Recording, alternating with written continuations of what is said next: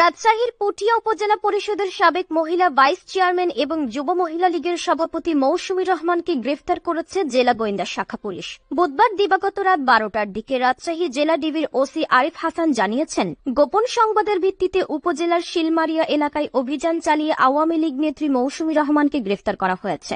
গ্রেফতারের আগে মৌসুমী রহমান 1 ফেব্রুয়ারি থেকে 5 ফেব্রুয়ারি পর্যন্ত আওয়ামী লীগের লিফলেট বিতরণ কর্মসূচি বাস্তবায়ন করতে কাজ করছিলেন। রাজশাহী জেলার পুঠিয়া উপজেলার শিলমারিয়া ইউনিয়নে উপজেলার সাবেক ভাইস চেয়ারম্যান হিসেবে 2টি পরিবারের মাঝে লিফলেট বিতরণ করে ছবি তুলে সামাজিক যোগাযোগ মাধ্যমে ছড়িয়ে দিয়েছেন তিনি। পরে বাংলাদেশ আওয়ামী লীগের ভেরিফাইড ফেসবুক পেজ থেকেও সেটি পোস্ট করা হয়েছে। এই ঘটনাকে কেন্দ্র করে স্থানীয় জনগণ ক্ষিপ্ত হলে ব্যাপক উত্তেজনা ছড়িয়ে পড়ে। সরকার বিরোধী লিফলেট বিতরণ করার কারণে আওয়ামী লীগ নেত্রী মৌসুমীর বাড়িতে অভিযান চালায় পুঠিয়া থানা পুলিশ। তবে দুপুর থেকে বিকেলে তাকে আটক করতে পারেনি পুলিশ।